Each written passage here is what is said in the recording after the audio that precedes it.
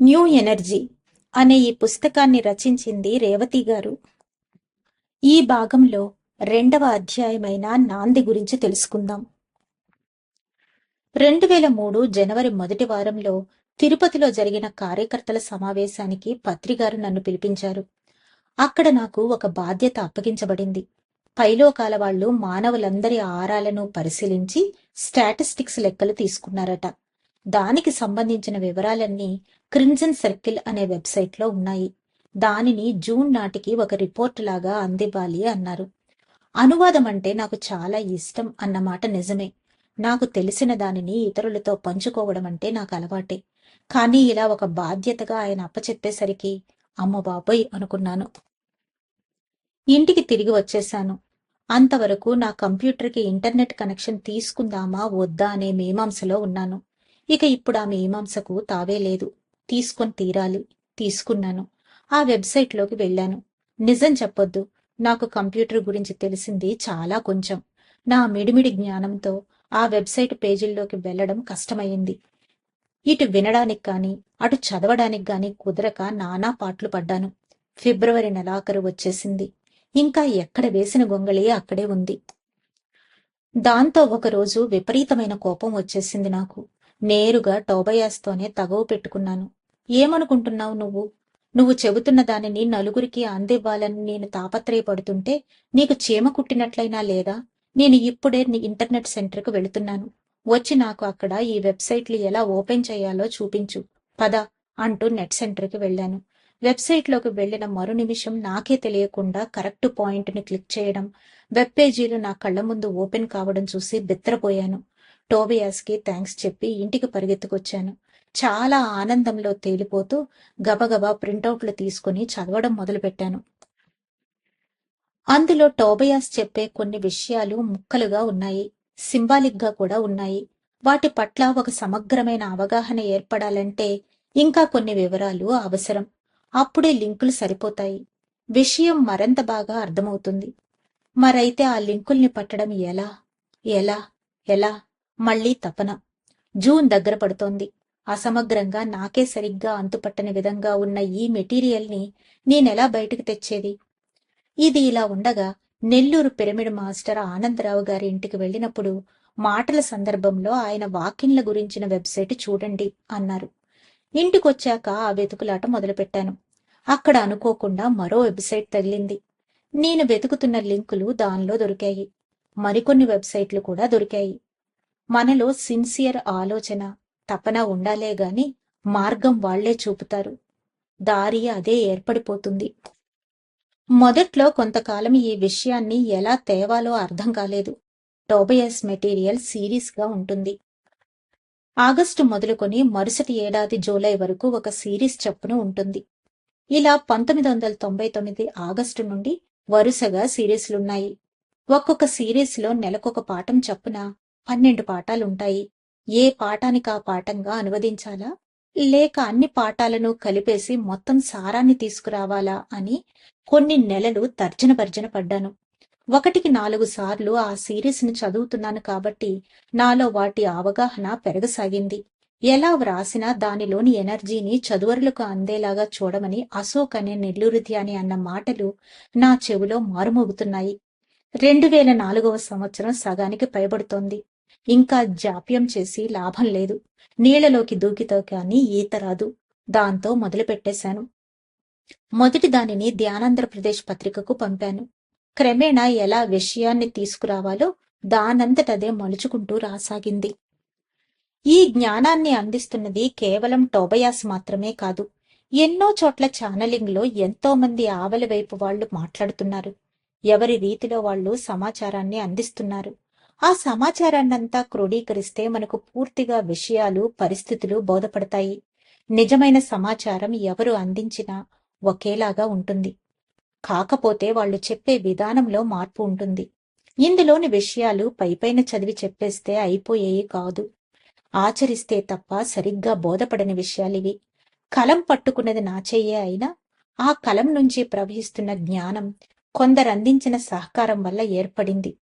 మా అక్కలిద్దరితో, ప్రతి వారం మా ఇంట్లో జరిగే న్యూ ఎనర్జీ క్లాసులు అంటే సత్సంగానికి వచ్చే వాళ్లతో చేస్తూ వచ్చిన చర్చల వల్ల ఎన్నో లోతులు బోధపడ్డాయి. వాళ్ళ అనుమానాల నుంచి, వాళ్ళ అనుభవాల నుంచి ఎన్నో అర్థమయ్యాయి. అర్థమయ్యే కొద్దీ దానిలో మరంత మనస్సు రమిస్తోంది. ఆ అనుభవాలను కూడా మీ ముందుంచుతున్నాను.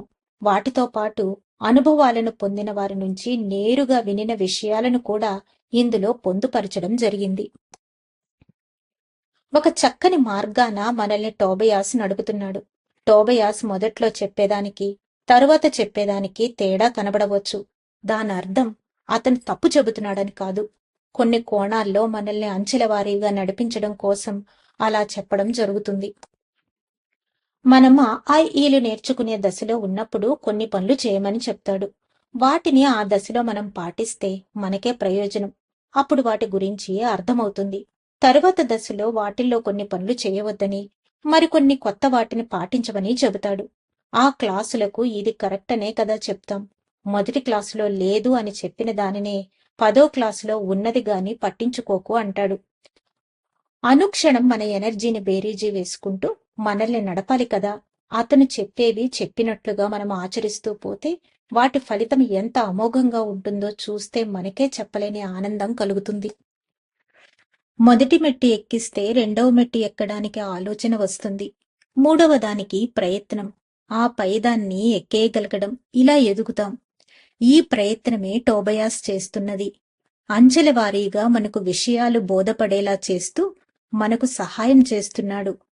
మనతో పాటు కాసేపు గడపగలగడం తమకెంతో గౌరవప్రదమంటాడు టోబయాస్. వాళ్ళు మనము కలిసినప్పుడు న్యూ ఎనర్జీ డైమెన్షన్ ఏర్పడుతుంది. అది భూమికి చెందిన ఎనర్జీ కాదు, ఆవలి వైపుకు చెందిన ఎనర్జీ కూడా కాదు. అది దైవత్వమున్న కొత్త డైమెన్షన్.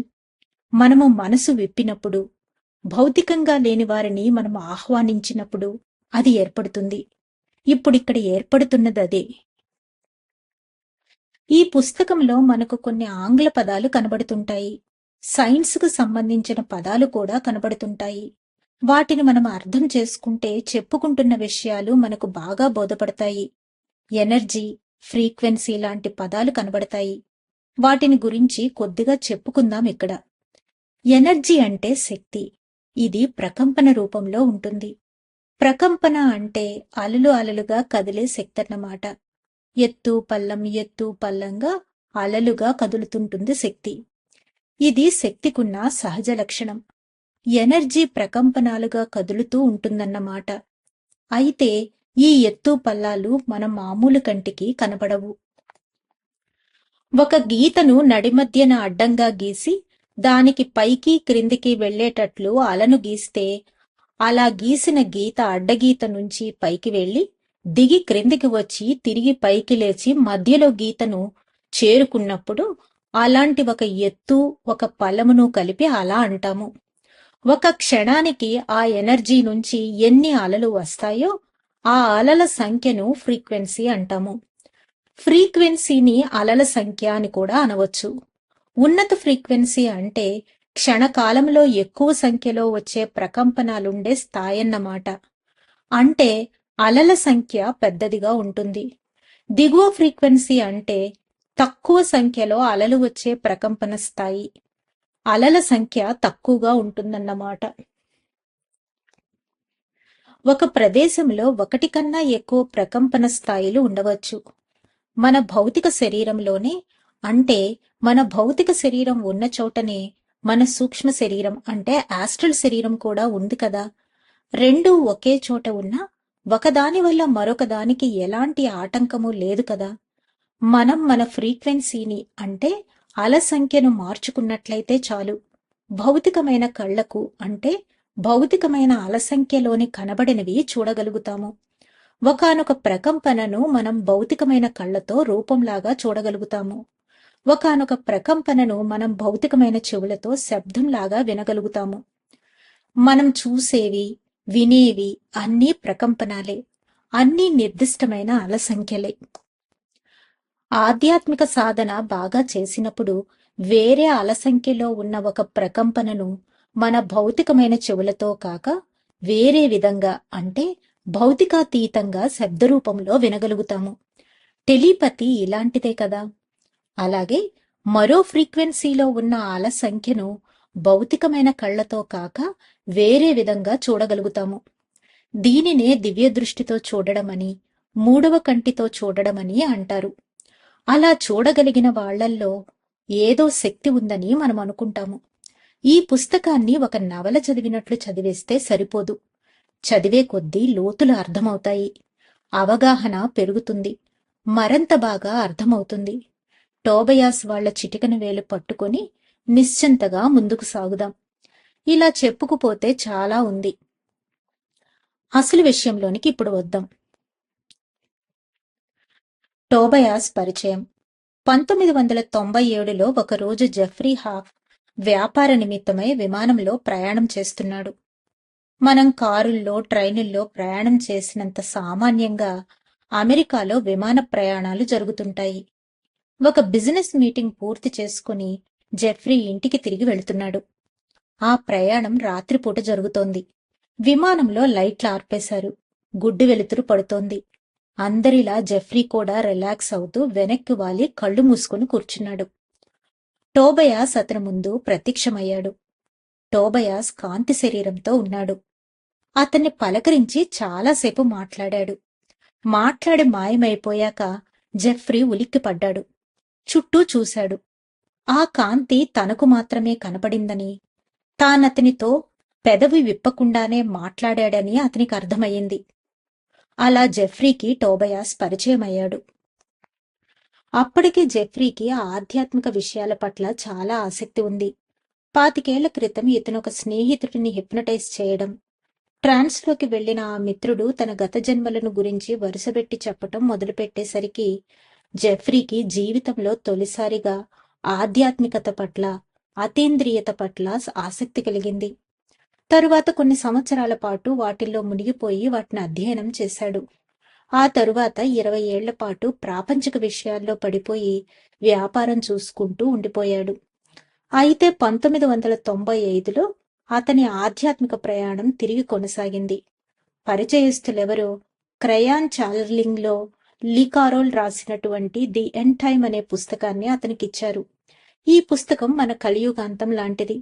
దానిని చదివాక, ఎంతో లోతైన అనుభవాలను చవిచూచాక జెఫ్రీ లీ కారోల్తో పరిచయం ఏర్పరచుకొని ఇద్దరూ మంచి స్నేహితులైపోయారు.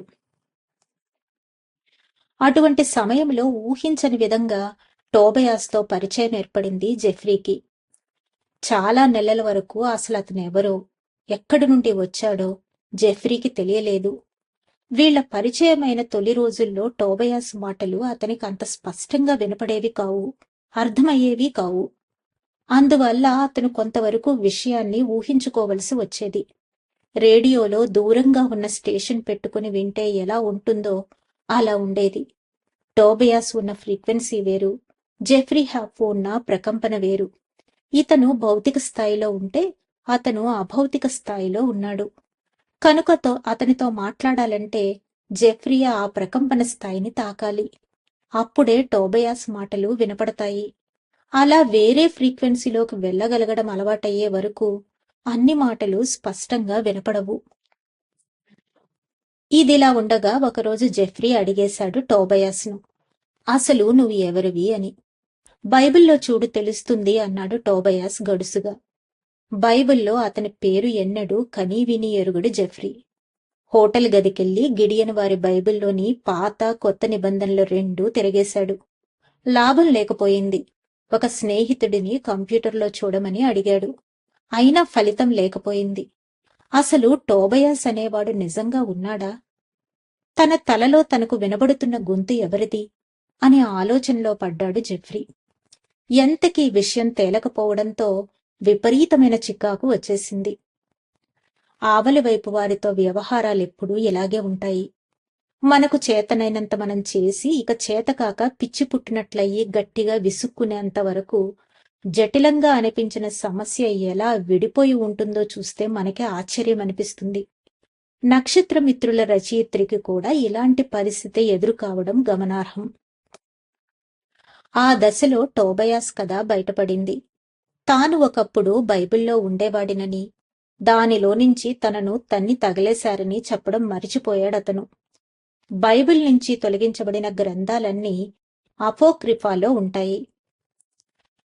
టోబిట్ గ్రంథం అందులోనే దొరికింది. ఆ గ్రంథాన్ని 1546వ సంవత్సరంలో ట్రెంట్ కౌన్సిల్ బైబిల్ నుంచి తొలగించింది. టోబిట్ గ్రంథంలో ప్రధాన పాత్ర పేరు టోబయాస్. బైబిల్లో టోబయాస్ కథ. చారిత్రాత్మకంగా చెప్పాలంటే క్రీస్తు పూర్వం 700, 600 ప్రాంతం వాడు టోబయాస్. పెద్ద టోబయాస్ లేదా టోబిట్ నఫ్తలీకి చెందిన హిబ్రూ తెగవాడు. దేశ బహిష్కరణ వల్ల నివేవే ప్రాంతంలో నివసించేవాడు. ఉరిశిక్ష పడి మరణించిన సాటి ఇజ్రాయేలుల శవాలను యూదుల ఆచారం ప్రకారం సమాధి చేస్తూ ఉండేవాడు. ఒకరోజు ఒక శవాన్ని పూడుస్తూ ఉండగా పచ్చి పిచ్చుక రెట్ట అతని కళ్ళల్లో పడి గుడ్డివాడయ్యాడు. కటిక పేదరికంతో బాధపడుతుండగా అతనికి గుర్తుకు వచ్చింది మీడియా ప్రాంతంలో రేజెస్ అనే చోట తాను వెండి దాచిన సంగతి. తన కొడుకు చిన్న టోబయాసును ఆ నిధి తెమ్మని పంపాడు. అతని వెంట తోడు కూడా ఇచ్చి పంపాడు. అతనికి తోడుగా వచ్చిన వ్యక్తి ఎవరో కాదు, ఇజ్రాయేలుని వేషంలో వచ్చిన రాఫెల్ అనే దేవదూత. చిన్న టోబయాస్ రాఫెల్తో కలిసి బయలుదేరాడు. అతను టైగ్రిస్ నదిలో స్నానం చేస్తుండగా ఒక చాప అతనిని మింగినంత పని చేసింది. వెంటనే రాఫెల్ అతనికి ఉపాయం చెప్పాడు. ఆ చేపను పట్టి దాని గాల్ బ్లేడర్, గుండె, లివర్ను తొలగించి తీసుకోమన్నాడు. గుండె, లివర్ల పొగ రాక్షసులను బెదరగొట్టేస్తుందని, గాల్ బ్లేడర్లో నుండి తయారు చేసిన లేపనం వల్ల గుడ్డితనం పోతుందని చెప్పాడు. చిన్న టోబయాస్ అలాగే ఆ భాగాలను తీసుకున్నాడు. మరికొంత దూరం వెళ్ళాక ప్రస్తుతపు పర్షియా అయిన ఎక్టతనాలో ఆగారు. అక్కడ టోబయాస్ కుటుంబానికి చెందిన రగ్వేల్ నివసిస్తున్నాడు. అతనికి శారా అనే కూతురుంది. ఆమెకు 7 సార్లు వివాహమైంది. ప్రతిసారి మొదటి రాత్రి కార్యం జరగకుండానే ఆస్మోడియన్ అనే రాక్షసుడు ఆ పెళ్లి కొడుకులను చంపేసేవాడు. రాఫేలు ఇచ్చిన సలహా మేరకు ఆమెను పెళ్లి చేసుకుంటానని చిన్న టోబయాస్ ముందుకు వచ్చాడు. అలవాటు ప్రకారం అతని చంపాలని పెళ్లినాటి రాత్రి వచ్చాడు ఆస్మోడియన్. శారా ఆ రాక్షసుడు ఒకరినొకరు ప్రేమించుకున్నారు. ఆ రాక్షసుడు తనను చంపడానికి వచ్చేసరికి చిన్న టోబయాస్ తన వద్దనున్న చేప లివర్ని, గుండెను కాల్చి ఆ పొగతో రాక్షసుడిని తరిమేశాడు. రాఫెల్ రేజెస్కి వెళ్లి నిధిని పట్టుకొని వచ్చాడు. చిన్న టోబయాస్ తన భార్యతోనూ రాఫెల్తోనూ కలిసి ఇంటికి తిరిగి వచ్చి చాప గాల్ బ్లేడర్ లేపనంతో తండ్రి అంధత్వాన్ని పోగొట్టాడు. అప్పుడు తాను ఆర్క్ ఏంజెల్లో ఒకరినని తన నిజస్వరూపాన్ని గురించి చెప్పి స్వర్గానికి వెళ్లిపోయాడు రాఫెల్. ధన్యవాదాలు మాస్టర్స్. 2వ అధ్యాయమైన నాందిలోని మిగిలిన భాగాన్ని రేపు తెలుసుకుందాం. అంతవరకు సెలవు తీసుకుంటూ పద్మజ.